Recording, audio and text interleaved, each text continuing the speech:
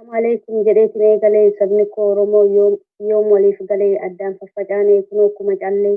har'as waliin taanee kunoo akkuma kalee silaa waliif gallee xaata alaa gallee lakkisaa yaalamni maaf waliin gallee lakkisaa yaalamni maaf waliin gallee osoon achiin seennee dubbii kiyya keessaa yoon hin dogongore isin na sirreessaa yoon hin dogongore isin na sirreessaa dhaamsa xiqqoon qabaa waliif naa dabarsaa gurra asnaa qabaa mee yeroo muraasaa Uqaanatti jiruun ofirraa buqqisaa gurra garuu duraan dursee waboo kiyya faarseen afaan of mi'eessaa waboo kiyya faarseen afaan of mi'eessaa waboo wabii sabaa har'as tahee boorus gochi kee nu boonsaa waboo abdii biyyaa maqaa kan kee kanaa sirni gabroonfataan sii maaliif lagataa sirni gabroonfataan sii maaliif lagataa garuu seenaa kan kee sabni koo Oromoon takkaa yoom dagataa abdii sirraa qaba sabni koo Oromoon bara erga rabbiiti abdii sirraa qaba sabni koo Oromoon bara erga rabbiiti Oromoon ammas ergaan qabaa waa'ee saba bal'aa sabni koo Oromoon silaa yeroo laaluu kunoo saba bal'aa garuu kan na dhibuu sabni hangana gahu maaliif ta'e bal'aa kuni gaafii kiyyaa deebii isaan barbaada gama saba bal'aa kuni gaafii kiyyaa deebii isaan barbaada gama saba bal'aa ammas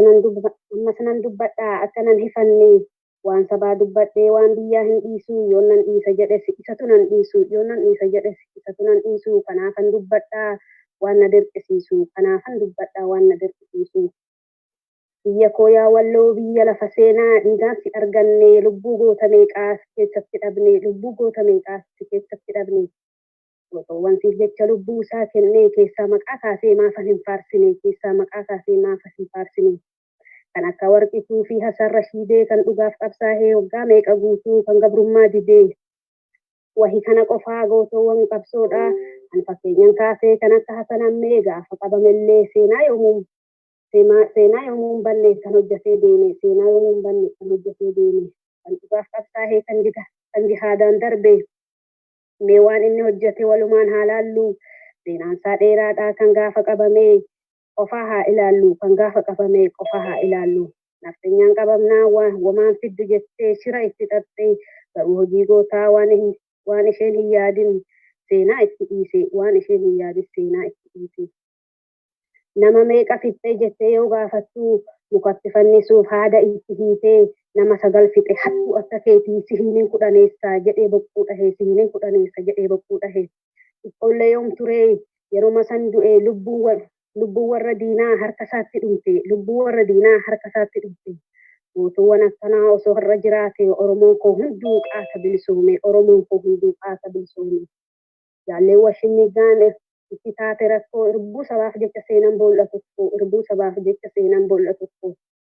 irbuu sabaaf jecha nu boolla seenneerraa kana caalaan galluu mudhii kee hidhatu Oromoon hundinuu qabsaa'ota jedhanii nu waammachaa jiru isinitti dubbachuu nuhuu hin dandeenyu lammii koo nuuf obsaa sagalee hin qabnu lammii koo nuuf obsaa sagalee hin qabnu isin keessaa fagaachuu nuhuu hin barbaanne qabsoo manaaf baanee gufuun nu rukutee ol ka'uu dadhabnee ba'aa nutti ta'e ol ka'uu dadhabnee ba'aa nutti ta'e keenya hanganumaa nutti dukkanaa'e lammii koo Oromoo sirraa addaan baanee maal carraan akkanaa maaltu nu qunnamee nagaan manaa baanee galuudha dadhabne nagaan manaa baanee galuudha dadhabne haadha koo nu deesse nagaatti hin dhaammanne qabsoo sa'ee galle fiixaan hin xumurree bilisummaa Oromoo ijaan hin agarre bilisummaa Oromoos ijaan hin agarre guyyaan gaafatanii maaliin nuuf bariitee osoo jiruu lafti nutti dhiitee osuma agarruu ijji keenya jaamee boolla tokko keessatti biyyeen awwaalamne boolla tokko keessatti biyyeen awwaalamne